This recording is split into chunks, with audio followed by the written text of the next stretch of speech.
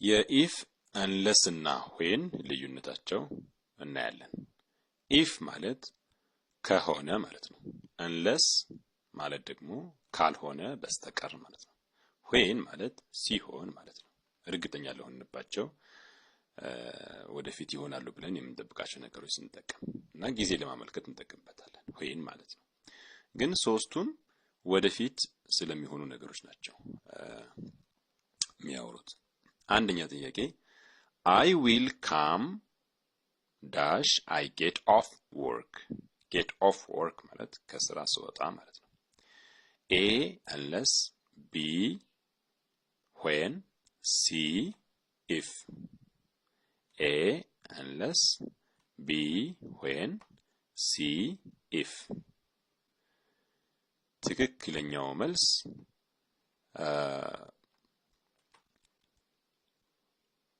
B when A unless ሊሆን አይችልም። ለምን I will come እመጣለሁ ከስራ ከወጣሁ በስተቀር ማለት አንችልም። ከስራ ስወጣ እመጣለሁ። ስለዚህ ከስራ እንደሚወጣ እርግጠኛ ስለሆነ when I get off work ጊዜም ያመለክታል። ልክ ከስራ ስወጣ እመጣለሁ when ነው ማለት። if ደግሞ ምናልባት ከስራ ከወጣሁ አይልም። ለምን ያው እርግጠኛ ነው ስራው ጨርሶ ስለሚወጣ። ከሰዓት ጋር እርግጠኝነት ያላቸው ወደፊት ይሆናሉ ብለን የምንጠብቃቸው ነገሮች when እንጠቀማለን ማለት ነው። ከunless እና ከif ጋር ስናወዳድር። ሁለተኛ ጥያቄ I will fail dash I study hard. A if B unless C when አሁን እዚህ ጋር ትክክለኛ መልስ ሊሆን የሚችለው ማን ነው? unless ነው ማለት ነው መልሱ።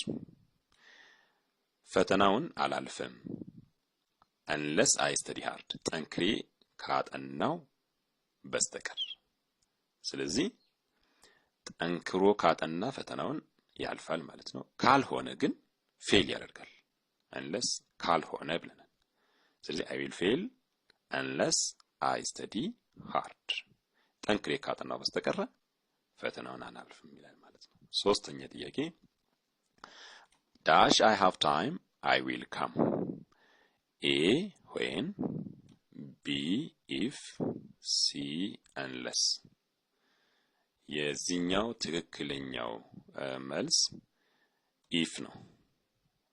if I have time I will come ሰዓት ካለኝ እመጣለሁ። ያው if ደግሞ የወይን ተቃራኒ ነው። እርግጠኛ ያልሆናችሁበትና ምናልባት ሊሆን ይችላል ወይም ከሆነ ብላችሁ የምታወሩት ነገርን ያው እንትን ለማለት ለመጥቀስ እንፈልግ የምንጠቀምበት ነው ማለት ነው። ስለዚህ ሰዓት ካለኝ እመጣለሁ። የመጨረሻው ጥያቄ I will join campus dash I fail my exam. A when B if C unless የዚህኛውን መልስ እንግዲህ ትክክለኛ ምርጫችሁ ኮሜንት ላይ ታስቀምጣላችሁ ማለት ነው። የኢፍ የእንለስ እና የዌን ልዩነት ባጭሩ ለማየት ሞክረናል። have a nice time. Thank you very much.